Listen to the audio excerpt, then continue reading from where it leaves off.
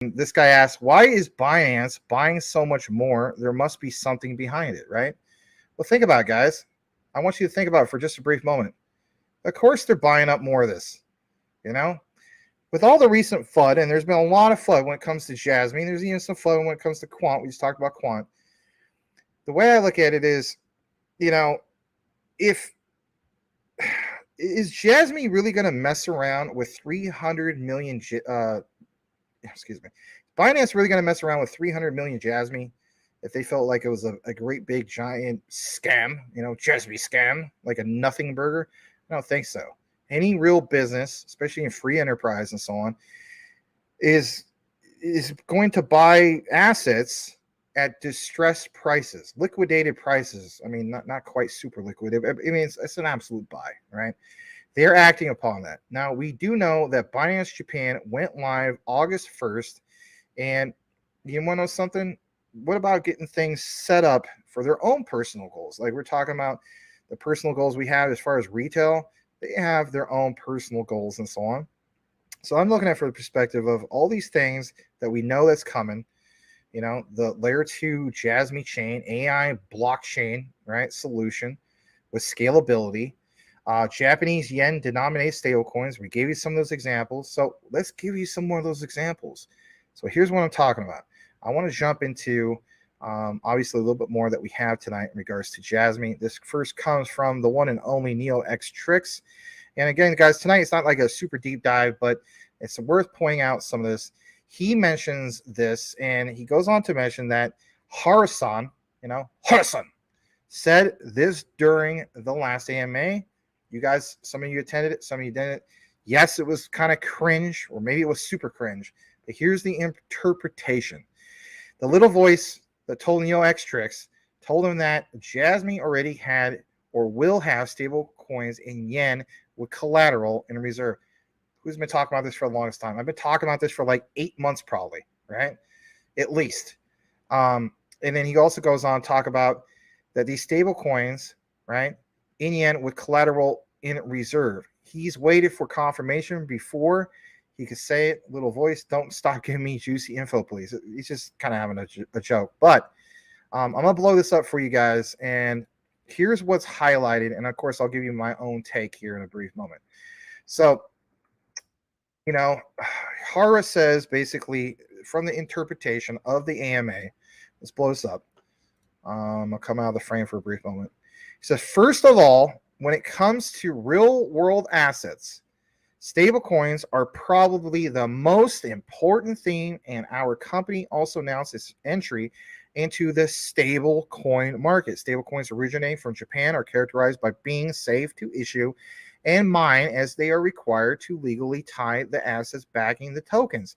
But listen to this, guys. They must have a net worth of 100 million yen or more, including ongoing requirements. We recognize that many businesses, including theirs, are carefully preparing for these regulations. Again, preparing for regulations. This whole notion that, Jasmy scam, you should fool the heck out of me. I mean, for all the naysayers about Jasmy and also saying it's a scam, and I'm going to stop talking about this at some point because it gets old after a while. Again, Japan is so much more strict compared to the United States when it comes to all this. You think the United States is strict? Like, not even a drop in the bucket compared to Japan. So, for one, Jasmy, as we know, was the first to become regulatory compliant in Japan. And on top of that, they don't just meet like the regulations and the compliance for the FSA and so on, right? What about JVCEA? Who's the head of that? Right? Right. We talk about Genki Yoda, those plugs, those connects. So at the end of the day, it's not just Jasmy being held accountable, but Genki Yoda, right? Bitpoint, SBI Japan, and obviously the JVCEA. So he is a decision maker when it comes to regulatory compliance. He is not going to ruin his reputation just because a few want to call it Jasmy scam. That is ridiculous. That is nonsense. Getting more into this, I want to share a little bit more, and I'm going to share some of the, I guess you could say the juicy news, if you want to call it that. But, it talks about the combination of real world assets and tokens. Har was thinking about, this whole thing of tokenization. Earlier we were talking about quant with tokenization, kind of like how I did that, right? tonight's headline should be tokenization. Maybe I should do a bit better job about that. But yes, tokenization of assets that haven't been converted to value, and he's specifically focusing on those three areas. Now, I want to point out some more of my findings, if you will. And I'm just going to kind of get more into this because this is good stuff. So for one, Hara talks about this part real quick, scrolling up, and hopefully you see on the screen, you do. And he talks about, this whole thing of the net worth of this. You have to have 100 million yen. All right, great question. Max, can you tell me what 100 million yen is? Absolutely, it can do that. 100 million yen comes to $670,313. Now, that's the minimum, okay, of what is the requirement. So again, remember when we're talking about Ripple's XRP and we're talking about like, in order to move that money, right, it has to be worth a heck of a lot of money. So if Jasmy's such a scam, and this is a great example, guys, just think about it for a moment. If we're tying this into Japanese yen denominated stablecoins, because we know that Jasmy is so much more than IoT at this point. They're entering into literally this, finance democracy sector. Sounds crazy to mention Jasmy in regards to cross-border payments, but it is going to be a thing. So with that said, even going to the layer 2, it has to have a high value at some point. So, and that's why I will still talk about Jasmy, because I realized the bigger picture of things. So here's this example on the screen. Of course, I'm going to give you a little bit more about this because we're tying a few more things. This was referenced in regards to Binance, because we're talking about Binance earlier. And of course, like it says, shortly after Japan overturned a ban excuse me a second. This thing is blocking my screen. Shortly after Japan overturned a ban on fiat-pegged cryptocurrencies, Tokyo Karaboshi Financial Group, the Shikoku Bank, and Minano Bank launched a stablecoin experiment. Goes on to state that the trio cited a few use cases and benefits, including general consumer and business-to-business remittances. Again, why am I using these examples? Because remittances is continuously mentioned, especially when it comes to Ripple's XRP, and we also seen some things in regards to Stellar. They also argue that each of the involved banks aims to issue and remit its own stablecoin, and that can be used in Ethereum wallets such as MetaMask while complying with Japan's new fund settlement laws. Or how about this case, you guys? In regards to Jasmy Super Wallet, what do we know that the Super Wallet's tied into? Ethereum. What kind of Ethereum? Layer 2. Interesting. Getting more into this, let me share this with you. Here's a blast from the past from Mr. Dip Metaverse. And this is good stuff because this is going to tie in why all this is a big, big deal and why I want to bring it to your guys' attention as well. So Dip, please give him a follow. You should be. If you're in the Jasmy, if you're not following Dip Metaverse, I don't know what you're doing. I'm just going to be honest. I don't mean to sound rude, but you should follow him. He's been doing this whole thing way longer than I have, probably maybe a year and a half before me. I don't know, at least a year.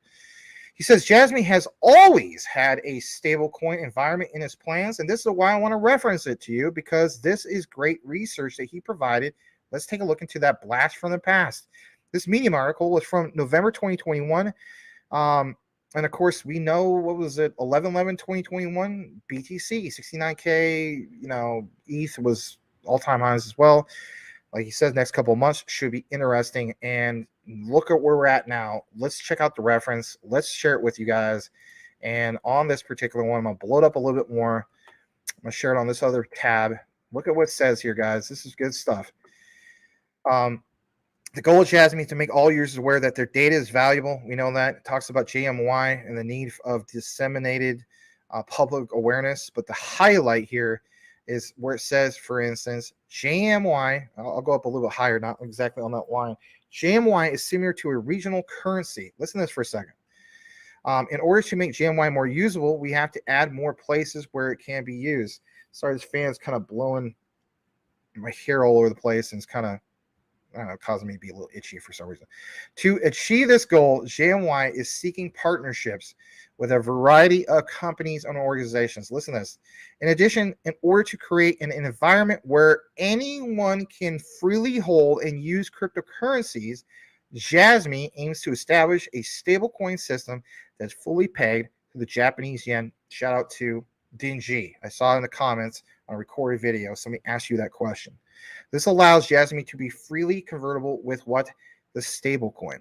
So if anything, when we talk about, like what would the value be in regards to that? I think if anything, you have to meet certain regulatory requirements, like that was basically mentioned. So let me pull up some stats on this for a second. And, my thing is, currently speaking, like even not Jasmy, the Japanese yen, right, is at 0.0067 compared to the dollar, right? One Japanese yen to the dollar, right? Obviously, the yen goes up, on foreign exchange, things go up, right? But that's the ratio. So even with what we speak, with where Jasmy's currently at as we speak at 0.00, was it 36, something like that? This is literally double in that regard. So that's something to consider, right? Yeah, absolutely. So anyway, let me show that tab. There's that one Japanese yen to USD. Getting more into this, again, it's not the deepest dive, but it's definitely worth pointing out. Let's jump back to this particular one. Excuse me. It says in Japan, cryptocurrencies have always been considered to be highly speculative due to the strict regulation in Japan. Again, very, very strict, right? Jasmy's such a scam. Well, they sure met all the regulatory compliance. Data, of course, out the bottom says dubbed the oil of 21st century, right? But the point is seeing some of these references, right? Why is it important? Why should you pay attention to it? Well, I think I have just a tad bit more to get into. I do. This is good stuff. Once again, and of course, there's a link to the article. If you're wondering where that article came from Dip Metaverse's reference, it came from jasmy-global.medium.com. Where it talks about Jasmy. It has issued a cryptocurrency to democratize this. I'll show that for just a second. Let me pull it up in reference. So basically, November 17th, 2021. Yeah, talks about everything that was just basically mentioned. The goal towards a world-class cryptocurrency exchanges, this whole reference to JMY, all this stuff, right? All right, now getting in more into this, here is NeoXTrix. He states specifically for those who think he's talking BS, right? Because sometimes people think, oh, this is all a bunch of BS. It's not a bunch of BS. Look what's mentioned here. He talks about this whole thing in regards to the stablecoin and, being Japanese backed, I guess you could say, or yen denominated, excuse me, JPYD. Let me also blow this one up as well. Hold on a second. I think I referenced this in the past, but I just want to let it round off the outline pretty good, or pretty well, excuse me. It comes from patent-i.com. Goes on to mention this, right? Look at this, guys. Excuse me, let's blow this up. Offense Patent Attorney Corporation. Let me double check my settings. Can you guys see this? You guys can see this, yeah. Patent Attorney Corporation. And it says a specific infringement, litigation, you name it, right? From this guy. Comment from Yoshinori Nishino. What a name, right? It says, let's check what kind of trademark applications Jasmine Co. Limited has basically filed. What kind of trademark applications that they have? This Jasmine Co. Limited has filed, this basic information for understanding the future business development of Jasmine Co. And boom, there you go. I mean, look at that. JPYD. Why would they do that? Again, to tie into the whole thing of, these Japanese yen denominated stable coins. And guys, let's just be honest. I mean, like, this is going to be a big thing that's going to happen by 2024. Does it happen on January 1st? No, probably not. But the goal that was mentioned was 2024. I mean, I'm looking at it from all sorts of different perspectives when it comes to Jasmy. BTC halving, Jasmy chain going live, this whole thing with Japanese yen denominated stable coins. They got this whole thing of this, this trademark, this filing, you name it, right? Well, at least he has this reference here, right? Mr. NeoXTrix. I think that's almost it. Let me just pull up another one real quick. So Brian, as we know, he's an ambassador, official Jasmy ambassador. He deserves it, right? He's been doing this a long time. He talks about this reference to Jesse of KRR Finance. He says, great video, brother. One of Jesse points about not getting hung up on the original white paper and roadmap is on point. The original modeling was a loose framework to show the idea of what Jasmine wanted to do. Let's just talk about this for just a brief moment, and then we'll get into, back in the comments for a second. A stablecoin was wanted, but the regulatory environment was uncertain. Now look at where we're at when it comes to regulatory clarity in Japan, leading the charge for the world. All right. I can get to that spiel again because, you guys know my stance on that. But back on this reference of April 28, 2021, Hara talks about this vision of Jasmine and the Stablecoin and Payment Services Act. Concerns about issuing stablecoin in Japan. He has that reference. He says he believes that the existence of a stablecoin is the key to actually using tokens on the Jasmine platform to develop their business. Again, fast forward to where we're at now. Yes, the recent FUD, but again, this proves just by taking a deeper dive into the plan of or that vision of what Jasmine wanted to do in the past and where they're at now. They want to get this scaling solution. They want to have the Jasmine chain, this AI blockchain, and if anything, they want to do these pairings with Japanese denominated stablecoins. Why wouldn't they want to do that? Because they realize that's the pathway forward for the whole concept of Society 5.0, the greater picture. So he says, Jasmine platform developed their business. Japan has the necessary laws and regulations in place so everyone can use tokens with confidence. Right. Confidence, not trying to appeal to V1 investors that never did their proper research because they just too lazy to read a freaking white paper, right? Let's just be honest about that. All right, let me see this real quick. I'm gonna jump to this. I think this is the reference to Jesse. Yes, it is. This is good. And give him a follow. I'm sure most of you guys are following KR Finance. I mean, covering Jasmine a lot longer than I have, right? He says it's been found Jasmine is available on Binance Japan to convert, aka sell, but not for spot, aka buy. Noted because USDT, Tether, and also Circle for that matter, it doesn't say that here, does not comply with Japanese stablecoin regulation. We were supposed to get the unbanning last summer. We didn't get that. It was delayed. But you know what? At some point that will happen. Okay. Why reference that? Well, again, look what's mentioned there. It seems Binance Japan, Jasmine needs a new trading pair. Now, why point that out? Well, look what's said here. Back in Japan, in June of 2022, they passed that legal framework for stablecoins, which took effect, at least back then, what was it, August, I don't know, way back then. The law requires that stablecoins typically backed by the, excuse me a second. I'll pull this up. It's blocking my thing. Yeah. One or more reserve assets, must be paid to the yen or another legal tender and guarantee redemption to the holder at face value. So again, guys, this whole notion that, if it's such a scam that, it's like the regulatory compliance here. We gave you the example of where we're currently at on FX trading, okay? If you're not familiar with FX trading, foreign exchange market, right? My cousin did a killing on it, but you guys are aware that there's such a thing, even before crypto came along, of foreign exchange trading, okay? So the key thing is that has to be paid at whatever value that is. It might not seem like a big deal. It is a big deal. I mean, even at current market conditions, like I was pointing out before, is double what we are at for Jasmine. So again, the way I look at it is Jasmine needs to be worth a decent amount of money. It's just a no-brainer. Getting more into this, check this out. Here's an example. Talks about this right here. Oh, excuse me. I had a cough earlier. This is from the Federal Reserve, okay? And the reason why I'm pointing this out is a good example because this gives you a broader sense of when Tether and Circle is unbanned for those foreign, excuse me, there's a bug in the way, foreign stable coins, right? US-based foreign denominated stable coins, okay? So it says which central banks can engage in swaps because we're talking about pairings. With pairings, you have swaps.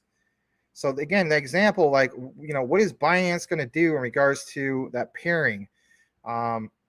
Let's answer that. So like it says, the Federal Reserve has, excuse me, I don't know. It's the transition of summer to fall and bugs kind of do the thing. The Federal Reserve has a standing swap arrangements with who? The Bank of Canada, Bank of England, European Central Bank, and even the Bank of Japan. Listen to this for a second. It states that on March 19th of 2020, it added a temporary swap arrangement with the Bank of Australia, some of these other ones, but talks about this monetary authority, talks about that basically speaking that, it's there, right? Which central banks can engage in swaps? The Bank of Japan. So your key takeaway, the point I'm trying to make, sorry about that, is your takeaway should be what happens when the foreign stablecoins get that unbanning, and if anything, how solid is that going to be? Well, that's a big deal, because that means when the unbanning of these foreign stablecoins happens, that creates a tremendous amount of volume. And we've been saying this for the longest time for assets like Jasmy, because you are allowing people to have those pairings, which creates more volume. If we're talking about volume earlier, and we were talking about XRP earlier, again, you have to have pairings in order for people to buy, like for instance, XRP. If you create the unbanning of these foreign stablecoins, Tether, USDT, Circles, USDC, that's going to do a lot for the particular asset you hold. So combine the examples that we gave before in regards to how much is one Japanese yen denominated one Japanese yen to Jasmy, and you get a broader idea of like, man, you don't want to know something? There's no way it could stay at this particular price. Now, could market conditions get worse? Absolutely. Could there be black swan events, all sorts of crazy stuff to tank the market? Yeah, that always exists. But I'm looking at it from the broader, bigger picture of things, and I'm saying to myself, yeah, this meets compliance not only in Japan, but it literally, if you can look at it for yourself, federalreserve.gov says plain as day which central banks can engage in swaps. Again, this is an example because it's a pairing. We know that you have to have these particular pairings to be in compliance. You unban it, you're still in compliance, creates volume. Again, it's just math at this particular point. So look more into it. Let me know what you think. I think it's a big deal, and I'm so glad I didn't get shaken out from my Jasmy, and hopefully you guys didn't get shaken out as well. If you did, then you did, and you act accordingly upon it, right? But the point is the research. If you look more into it and really do your own research, hence the name of the show, you'll come to the conclusion that it's not a nothing burger. There's a bigger picture, and it's opportunity. There's so many XRP holders, because we were on the subject of XRP earlier, that hold Jasmy. And again, why is that? A risk to reward ratio. They realized they could buy a crap load of Jasmy, and it sounds very appealing, and that risk is so much more greater than any type of so-called FUD or Jasmy scam that the FUDders consistently try to put out. And again, some of these FUDders are trolls. Some of them also are consistently trying to have people doubt it for they can buy upon that fear, because what they want also is to see, let's say they did well with shorting, right? You never know some of the intentions from some of these guys. Anyway, I'm going to stop harping about Jasmy tonight. Just want to point that out. I think it was a good find. And my thing is, there's so many reasons to hold it compared to not holding it. That's just where it's at.